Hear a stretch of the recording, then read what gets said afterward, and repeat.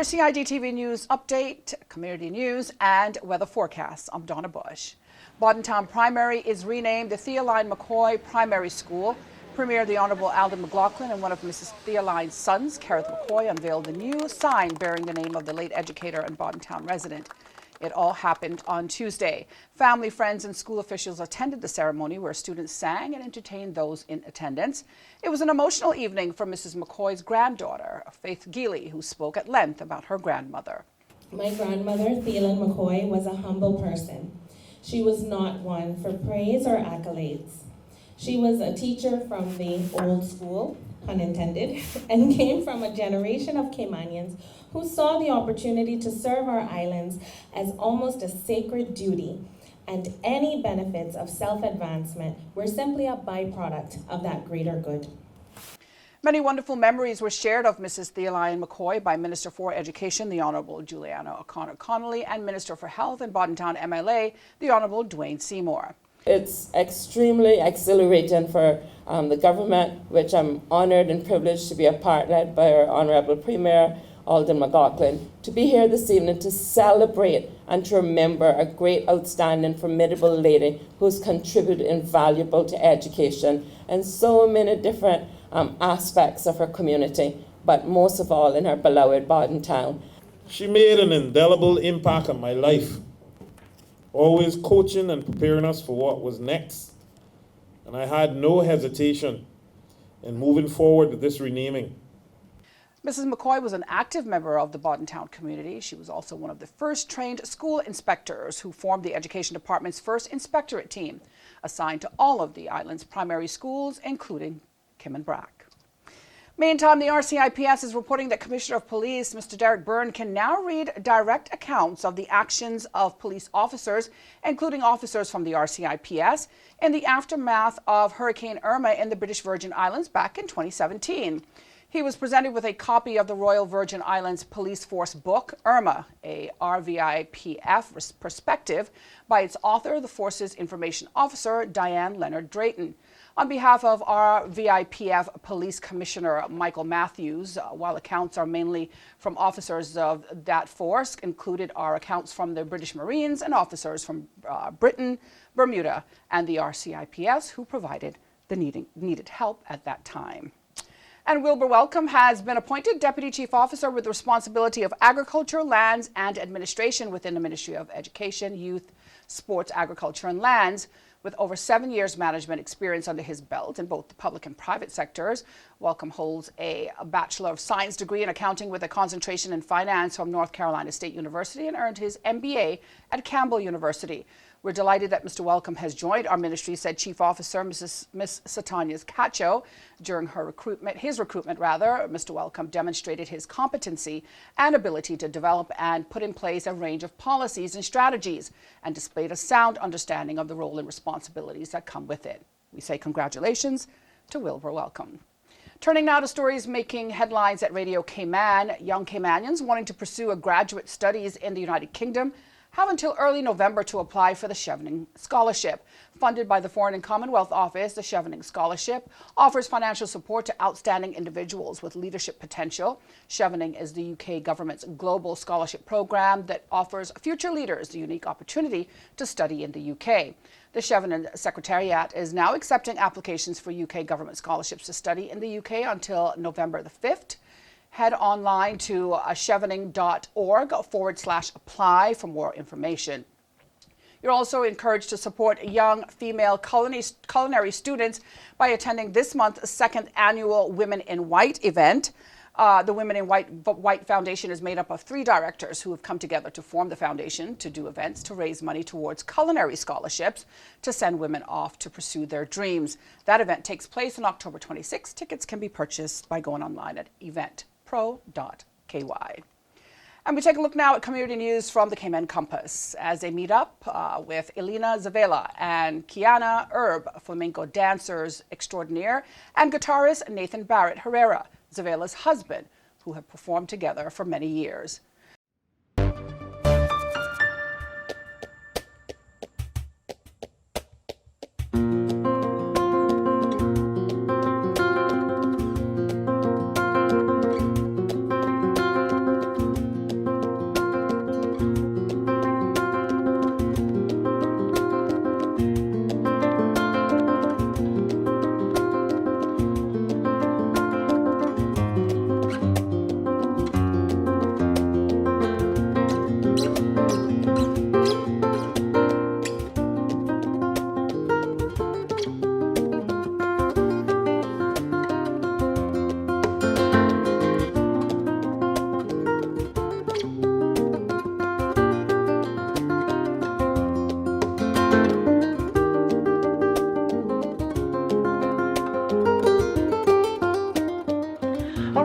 here with the beautiful Alina Zavala. Did I get that correct? Yes, Okay. perfect. And Nathan Barnett Herrera, a beautiful couple, married couple who perform on the islands all over the place. And Nathan, of course, on guitar, and Alina dancing. Now, Nathan, let's start with you. Nathan, how long have you been playing guitar, and how did you learn? I've been playing 27 years. Started with my parents, learning with them, and then I ended up going to school for it. I went to school for classical guitar performance and composition. Yeah. Alina, how long have you been dancing? Oh man, I've been dancing since I could remember. I started taking ballet when I was 4 and kind of progressed through there. Then I turned into a tomboy when I was about 12 and didn't want to take ballet anymore. And I went to college for modern dance as well. And then actually Nathan introduced me to flamenco dance. So once I found that, I just fell in love with it. So I've been doing it ever since. So now, do you mainly or only dance flamenco these days, or do you still dance in other styles? Oh man, whenever I hear music, I want to dance. I want to dance. So it doesn't matter at all, but to me, I mean, flamenco is the genre that I guess I study the most. But I love all kinds of dancing, yeah. Now, you're a married couple, as we've established, and you've performed together for years. How did you two meet? Well, we met in Central Park in New York, and we both lived there on the Upper East Side. I was actually playing guitar, sitting at a picnic, and she walked up. And then we started playing frisbee. Then we started playing frisbee, and I broke a nail, and that's really bad for a guitarist. He's like, oh, my And I was nail. so I'm like, what concerned. kind of, and then I'm like, oh, he's a guitarist. Okay.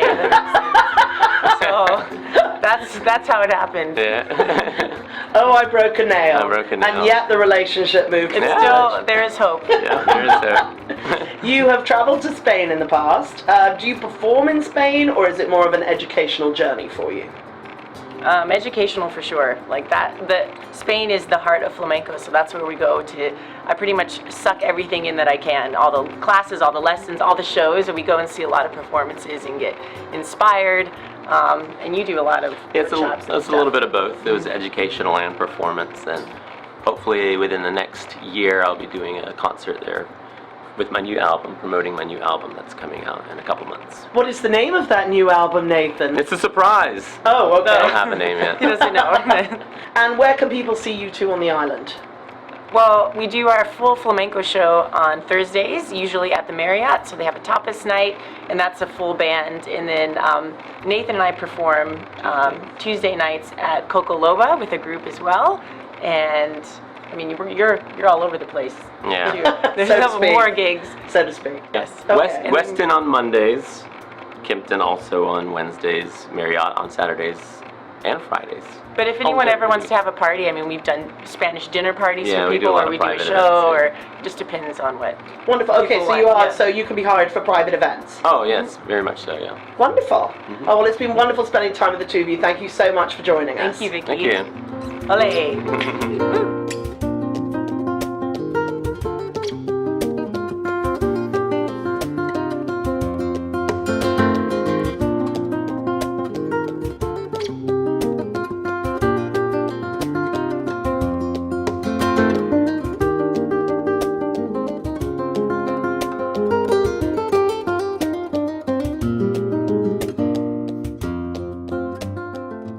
And you can go online to both Radio Cayman and Cayman Compass for more daily community news and headlines. Now for a look at today's weather forecast from the Cayman Islands National Weather Service.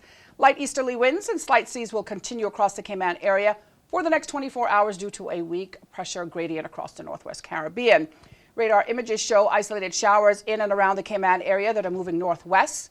Today's forecast called for partly cloudy skies with a high % chance of showers, winds from the east and northeast or less. Seas were smooth to slight with wave heights of less than 2 feet.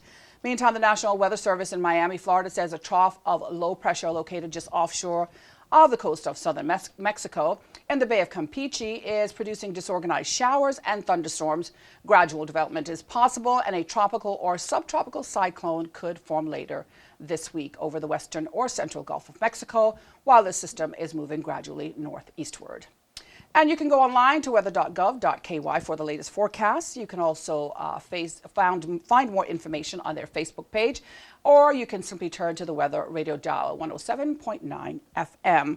Remember, you can also download the Cayman National Weather Services app at CINWS to have the latest weather information available for you. And that's the latest from us here at CIGTV. See what's on our programming. You can go online to gis.gov.ky. If you happen to have missed today's news update, you can go to the Cayman Islands Government Facebook page or head on over to the CIG Television YouTube channel. I'm Donna Bush, thanking you for joining me. Wishing you a wonderful and, of course, a very safe night, and hoping you'll join me back here again tomorrow. Until then, bye-bye for now.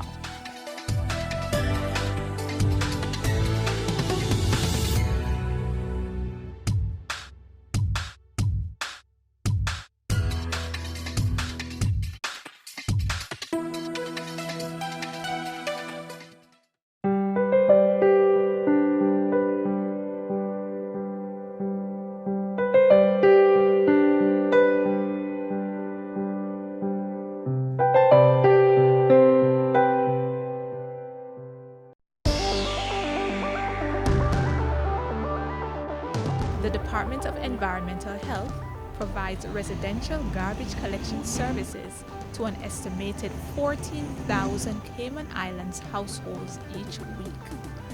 You may wonder how it is that our collectors are able to adequately cover these routes given our limited resources. The answer partly depends on you.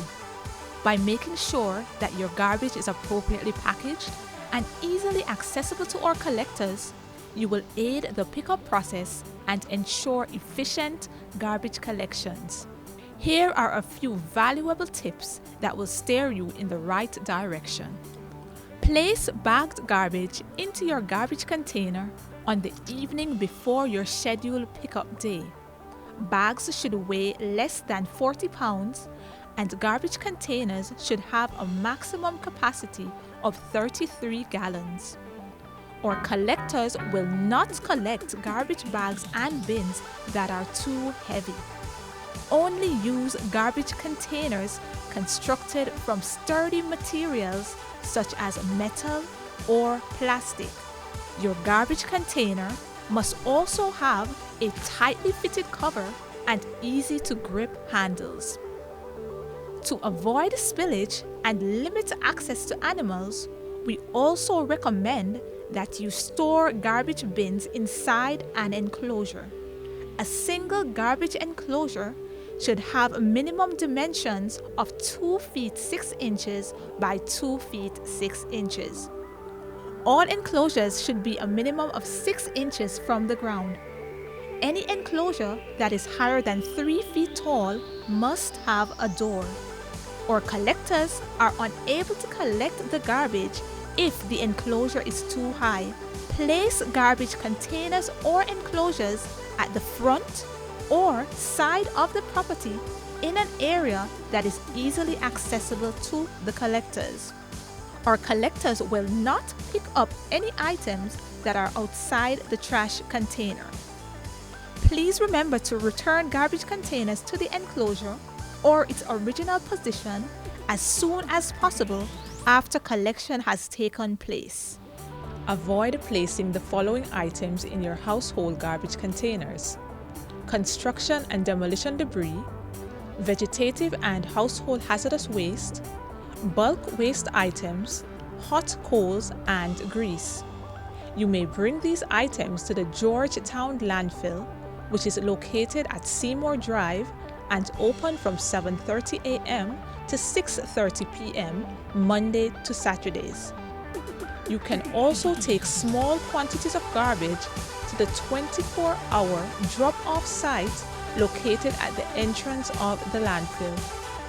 Always pour plenty of water on hot coals to make sure they are completely out before disposing of them inside the landfill. The DEH provides free curbside bulk waste pickup once per year. Bulk items may include old furniture and appliances, tires, and metal items. Place bulk items out on the curbside once the DEH has announced its annual bulk waste pickup schedule. You may, however, hire DEH to pick up your bulk waste throughout the year at a cost of $75 per load. When you follow these tips, you will help to maintain the efficiency of the DEH collections program. For more information on proper waste handling or to report uncollected garbage, please give us a call at 949-6696 or send an email to dehcustomerservice@gov.ky.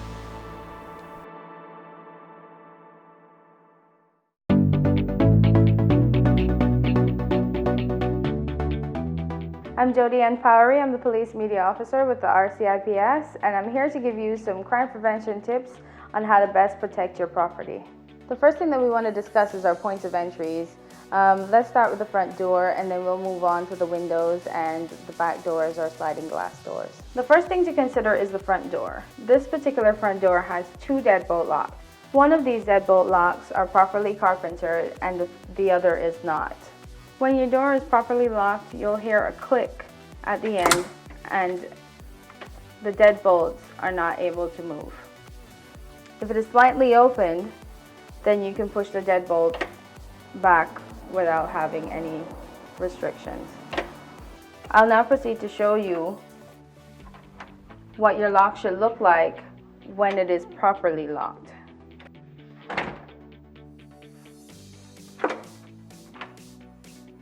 When it comes to your windows, you want to make sure that your window is locked all the way down, because even though the lock is on, if it's not all the way down, it can still be pried.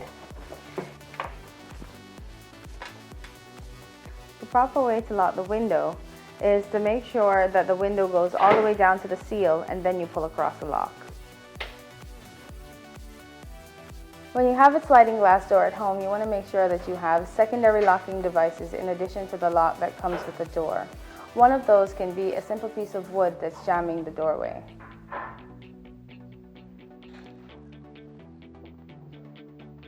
We want to encourage you to ensure that you don't make things easy for burglars who are looking for opportunities to break into property by leaving your property out in plain view. Some of these items are your car keys, your electronics, and your handbags. Make sure that you put these properties away when you're leaving the house or when you're going to bed.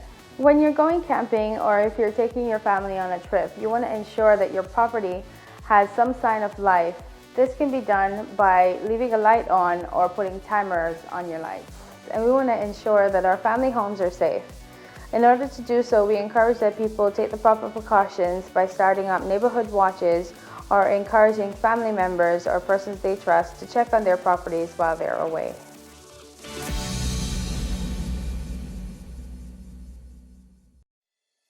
The Esterly-Tibbetts Highway 3-lane roundabout is ready for drivers. It's time to make sure you know how to use it. First, know which exit you need to take. Pay attention to lane arrows and signs. Make sure you use your signal to change lanes or exit the roundabout. To turn left, you always approach in the left-hand lane and indicate left. To drive straight ahead, you need to be looking out for signs and road markings indicating which lane to use. Get in one of the lanes marked with a straight-through arrow. If turning right, you must use the right-hand lane and indicate accordingly. To use the roundabout safely, remember these 3 tips. Know your exit, pick your lane, and signal to make your turn.